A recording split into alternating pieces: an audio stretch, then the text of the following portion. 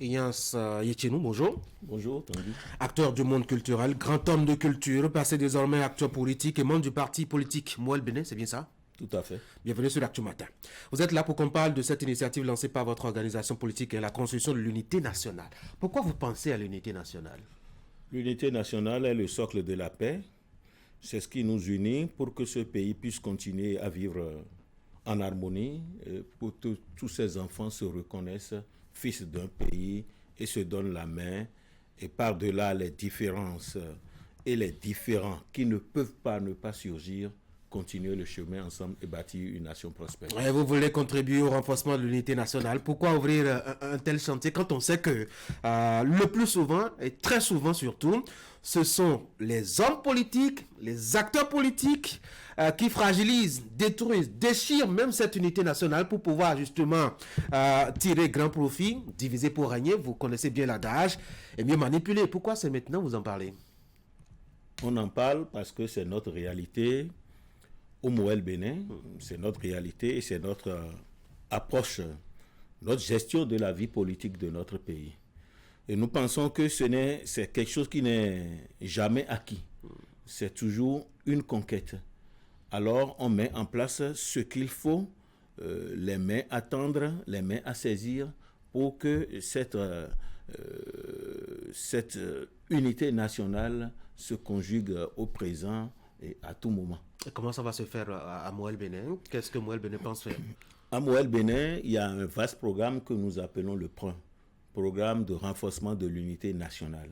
Mais en réalité, ce programme se décline en trois projets, que sont par exemple le PRUNA, le projet de renforcement de l'unité nationale par l'agriculture. Okay. Et déjà, dans ce sens, nous avons une grande ferme de plusieurs hectares dans l'arrondissement de Kouamouyan. C'est dans la commune. C'est le parti politique qui a acheté ça? Oui. Ah oui? Dans la commune de Dassa. Il a eu l'argent comment? Précisément à Bogomé. Entre parenthèses, il a eu l'argent comment? Ben, on fait des souscriptions sérieuses à Moël Bénin. Par exemple, tout dernièrement, je vous donne juste l'exemple le plus récent. La manifestation qui s'est tenue le samedi dernier, des souscriptions 5 000, 10 000, 20 000, 50 000, 100 000 souscriptions volontaires. Pour vous mettre un peu dans le secret des dieux, si je parle comme ça, on a pu atteindre près de 10 millions de francs en quelques 3 jours. Donc, à Bogomé, qui est quelque chose que nous préparons depuis quelques mois, pour ne pas dire années déjà, vous savez, la mobilisation d'une telle somme, c'est pas pour nous la mer à boire. Et surtout parce que nous sommes dans l'esprit qu'il faut faire. On est convaincu que ce que nous allons faire là, ça va être bien. Donc on a acheté des terres. On a acheté... Vous avez acheté combien d'hectares? On est au moins à 50 hectares déjà. Et vous le cultivez quoi là-bas? On ne veut pas que cultiver là-bas. Là-bas, on voudrait inviter des jeunes par département. Nous allons sélectionner 2 jeunes par département. Donc, étant donné que nous avons 12 départements, on aura 24. Au total 24 départements qui seront formés intégralement à la ferme là, seront formés à la pisciculture, aux activités agricoles, tout ce qui est lié. Je ne suis pas spécialiste dans le domaine. Ils seront formés. Mais ils ne seront pas seuls parce que leur force ne pourra pas couvrir tout le domaine. Donc, les populations environnantes vont apporter leur contribution. Et comme ça, ces jeunes venus de divers horizons vont mieux se connaître et vont mieux produire, parce que au Moël Bénin, il y a notre slogan qui nous est cher, qui dit que consommons ce que nous produisons et produisons ce que nous consommons. Donc, à la fois, en faisant ça, nous donnons du travail aux gens, nous nous nourrissons, toutes ces choses sont des vecteurs de paix, et puis on se connaîtra mieux. Puisque quelqu'un vient de la Takora, de la Donga, de l'Ouémé, tout ça, on met toutes ces choses-là ensemble. Voilà, du côté PRUNA, projet de renforcement de l'unité par l'agriculture. À côté, il y a le PRINCE, projet de renforcement de l'unité nationale par le sport. Parce que vous savez, le sport, quand nous suivons, mardi dernier, quand les Guépards ont joué à Abidjan, et on avait tous peur, surtout après leur déboire au Nigeria. Mais quand ils ont fini par remporter, par gagner, par battre la Libye par 2 buts à 1, on était tous heureux. Et si on se souvient, l'année où on a joué la Coupe du Monde en Afrique du Sud, quand il y a eu le penalty, où Giant Asamoah avait le plaisir à donner à toute l'Afrique. En ce moment, la vie s'était arrêtée en Afrique. Il a tiré, c'était sur la barre. On n'a pas pu accéder aux demi-finales. On sait le mal que ça a fait. On a vécu la tristesse là ensemble. Si je remonte plus loin, en Haïti, les années de braise où il y avait les tontons macoutes, les Américains ont investi beaucoup de milliards pour que les gens rendent les armes, mais ce n'était pas possible. Alors, en conseil de ministres, un jeune ministre dans le temps avait dit, écoutez, nous allons organiser un match. Les Ronaldinho vont venir, les grands stars brésiliennes seront là, et puis on va inviter tout le monde à venir sur le match. Mais la condition était que on pouvait y entrer gratuitement, librement, mais à l'entrée, tout le monde déposait son arme. Mais ce match-là, ils ont collecté des milliers d'armes. Et au cours du match, quand on marque un but, les adversaires d'hier, les ennemis, c'est le mot le plus juste, s'embrassaient. Donc, avec le sport, vous voyez, chaque jour, avec les défaites et les victoires, nous apprenons le fair play. Nous apprenons à accepter la défaite. Nous apprenons à travailler mieux, nous qui avons échoué, pour atteindre la hauteur des autres. Et donc, le prince va faire venir les stars du Non, le prince ne fera pas venir les stars de là-bas, mais le prince mènera des activités. Il y a ce que nous disons, par exemple, qui sera un centre de haut rendement sportif.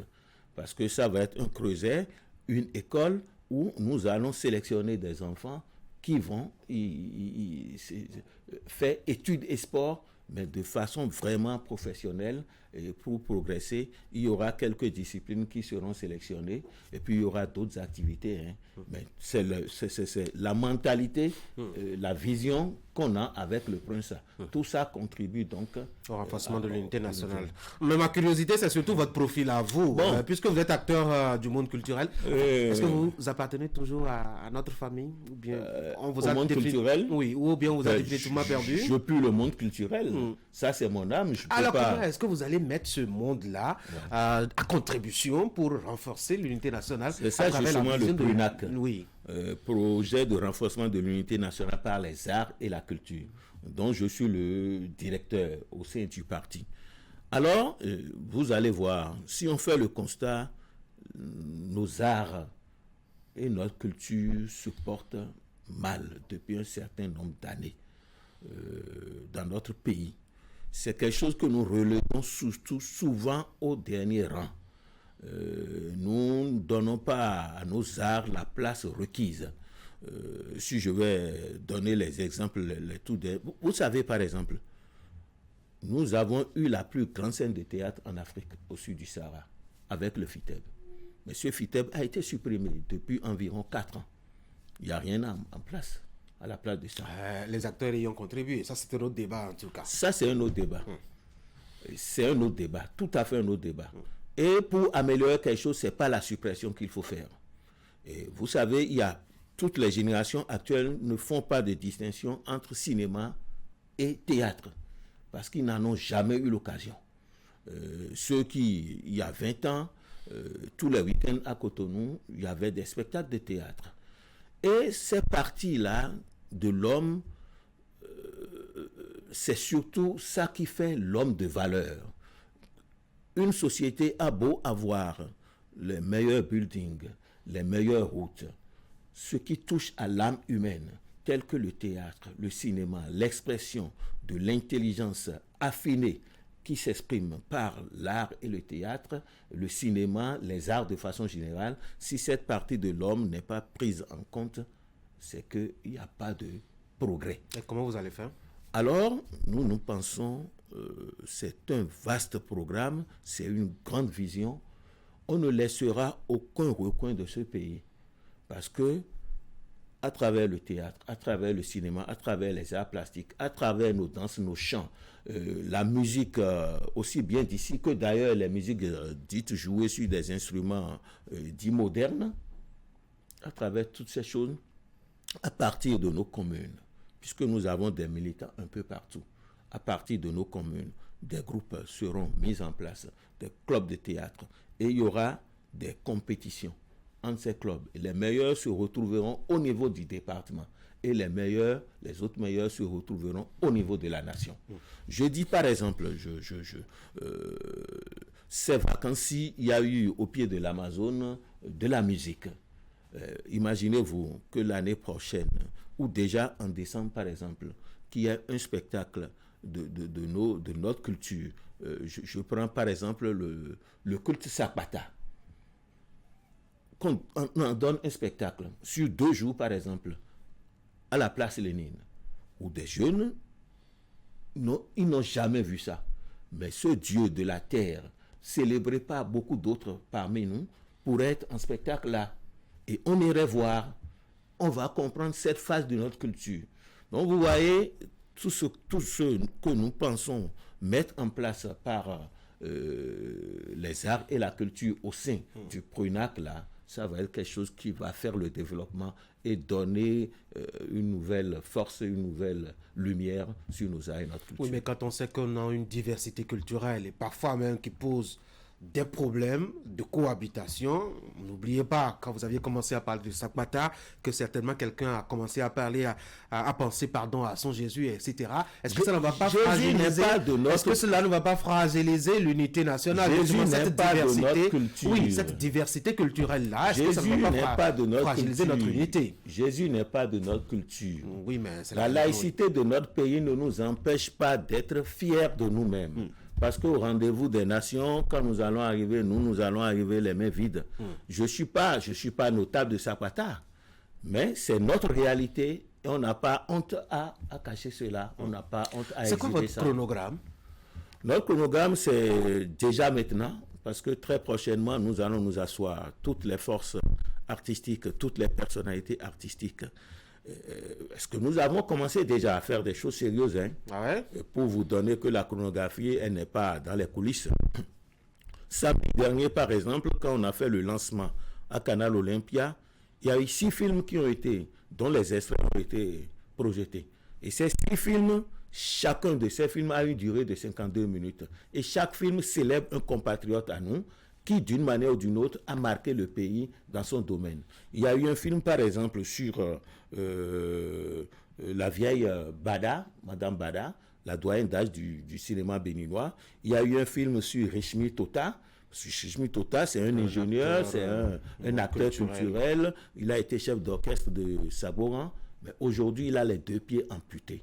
Mais il continue d'avancer dans la vie. Donc, on a fait un film sur son exemple de courage, de bravoure. Il y a eu un film sur Pierre Dassabouté, ce guitariste. Le grand guitariste de Natitengo. Il y a eu un film sur qui encore? Sur Madame Zanou, Célestine Zanou. Il y a eu un film. De cabinet de Mathieu Il y a eu un film sur. Il y a beaucoup de personnalités qui vous ont intéressé. Parce qu'on les a célébrés. Parce que nous n'avons pas l'habitude de nous célébrer dans notre pays, de reconnaître nos valeurs. Donc, c'est déjà des choses que nous faisons. Une dernière curiosité, on sait que les partis politiques meurent avec les régimes. Comment est-ce que vos projets, qui sont vraiment admirables, faut-il le dire, vont survivre justement au passage du temps? Souvent, les gens nous traitent de petits poussés. Oui, vous n'avez aucun maire, vous n'avez aucun local, vous n'avez pas de député, vous êtes un petit poussé. Bien. Et vous allez, je vous lance le défi, vous allez voir le petit poussé a des idées originales et se bat chaque jour. Nous saisissons chaque jour le soleil qui se lève chaque jour pour éclairer mieux notre peuple. Et quand les gens, on leur donne la main, ils nous donnent la main, c'est de façon sincère. Nous sommes partis, pas pour nous dissiper avec un régime ou pas, mais pour aller très loin. On verra bien. Merci. Ignace Tino, merci beaucoup d'être venu sur Actu Matin. Vous étiez là pour parler au nom de Moelle Bénin de ces projets envisagés pour le renforcement de l'unité nationale. Il y a beaucoup de secteurs qui sont envisagés, l'agriculture, le sport, les arts et la culture. On en fait le tour d'horizon de tout cela. Encore une fois, merci d'être venu. Je vous en prie. Bonne journée. Merci. Mesdames et messieurs, on a passé beaucoup de temps depuis 7 heures. Beaucoup de rubriques sont passées aussi. On va souffler le temps d'installer nos débatteurs pour la suite d'Actu Matin.